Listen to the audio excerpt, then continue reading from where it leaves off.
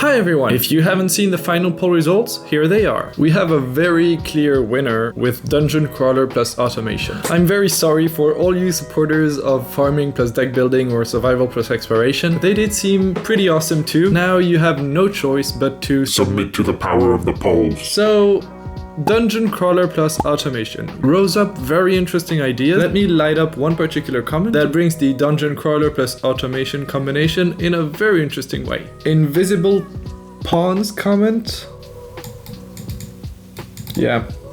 Invisible Pawns comment, and I think someone else mentioned it, but I can't find the comment anymore. Imagine a reverse dungeon crawler where you're automating your adventurer production. So you are kind of a manager and you're in charge of a company that sends adventurers in dungeons to bring resources back and expand your dungeon crawling empire. It would make one hell of a game, but I'm not going to build that. It puts too much focus on the automation part of the combination and leaves the dungeon crawler just as a theme for an automation and management game. Here I would like to keep a certain balance between dungeon crawling and automation. I think I want the gameplay to be dungeon crawling based. The player is still controlling one character and diving in the dungeons with that character, fighting monsters and bosses, and try finding a way to combine the automation mechanics as a way for the player to progress through his dungeons. So now that I've made this clear, let me present you my Discord server, right?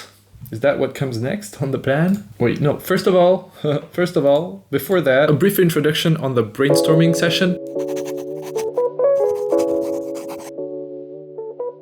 So the brainstorming session starts today as you're watching this video. The goal of this phase is to collect as many ideas as possible, see what you would like to have in this game, what I would like to create, what I'm able to develop and create in this 20 to 30 development working days deadline, and yeah, see how we can make both ends meet. So at the end of the brainstorming session, I don't know how long it will last yet, but around 1 week or so, we must have a very solid idea of where we're heading with this game. We want to define the main gameplay loop, discuss which mechanics and features we put a focus on in the game, and which one we have to let aside and keep as simple as possible because we can't implement everything, the win and lose conditions, the player progression. All of this must be well defined and wrapped up before we start developing the game. Aspects like the game's theme, the player's abilities, creatures, bosses, all of this is of secondary importance and will be addressed during game development. So now, let me present you the brand new Unpause Games Discord server.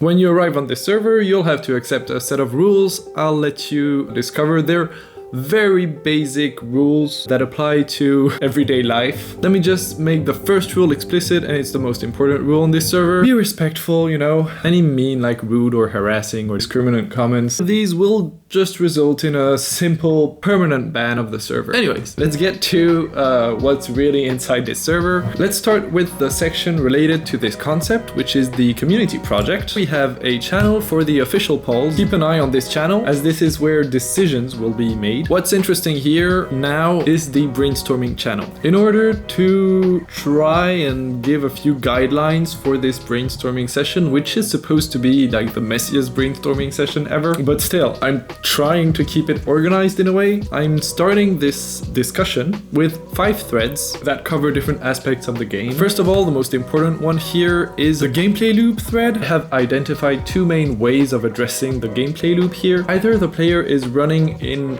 one huge dungeon and the factory is running inside the dungeon. Bring you back to the idea I presented in the last video. Clearing a room allows to extract the resources in those rooms. Production chains create refined resources, allowing to craft equipment and unlock higher tier rooms. So that's a single dungeon approach of the game. The other approach I've seen in the comments, I think would actually be simpler to implement, I guess. And I also have few more ideas on this one, would be to have a factory that's running outside of the dungeons, and you as a character, you find different dungeon entrances, and once you clear these dungeons, you can extract the resources that are specific to these dungeon types. That's a very interesting approach too, and I think it would simplify a lot having these 2 aspects separated. So yeah, this thread is open to discussion. Feel free to comment these, share your ideas. You can also identify different gameplay loops, identify the main development challenges in each of these approaches. So that's for the gameplay loop. Then we have a resource drops element. So I mentioned in last video an idea where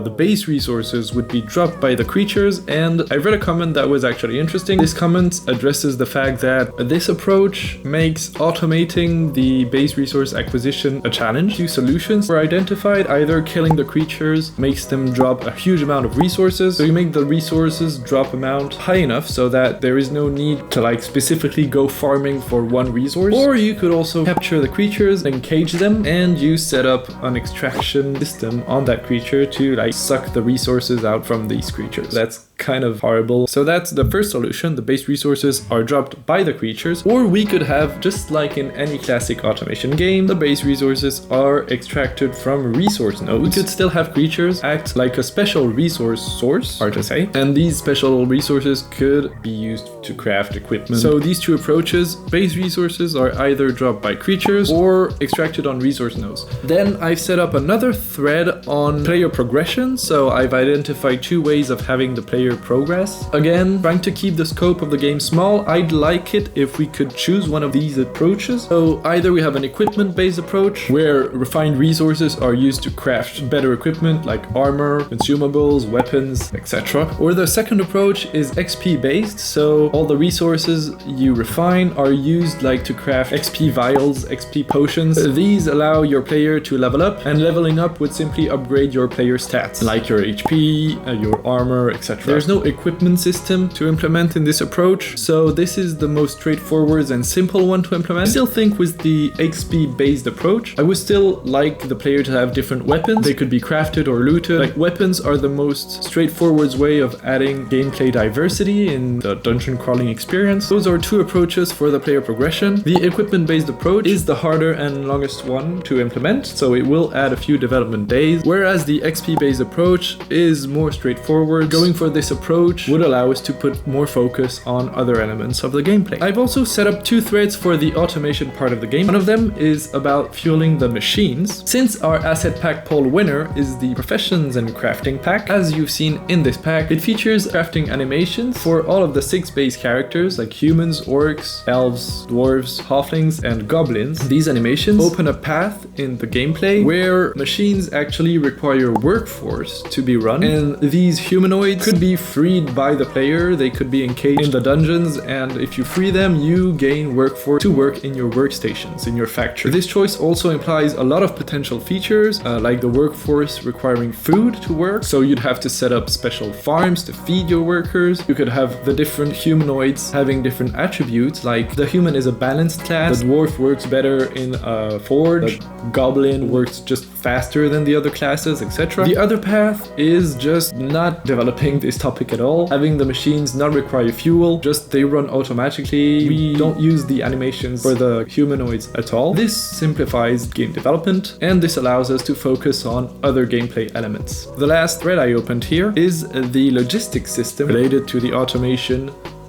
mechanic. We have two choices, well actually 3. We could have us use only conveyor belts, or we could have us use workforce only, so this combines with the previous thread, and we could use humanoids and carts to carry our resources around. I think with these 5 threads I've covered most of the main aspects we have to define here during the brainstorming session. Of course, during the discussions I might realize I've forgotten some. I might add more options to these threads. Once I feel we've explored enough paths, I'll create polls in the official polls channel. This will allow us to make decisions and move on to the next stage, which is the development stage. So I'll try to publish daily updates on my development on this channel. Of course, if you're not joining the Discord server, you will have the same info as everyone, just in daily devlogs. Let me also talk real fast about the development schedule of this project. When the development phase starts, I'll be working around 60% of my time on the community project, because I've started working on my first Steam game. I won't be sharing any info on that project yet here on this YouTube channel. I will be releasing a dedicated video for when the Steam store page opens. This should occur by the end of March, fingers crossed. In the meanwhile, if you join the Discord server, you should have some anticipated info. During the development phase of the community project, the plan is to be working 4 days on developing the game. I will then be assigning 2 days to edit and publish the devlog on YouTube, and after that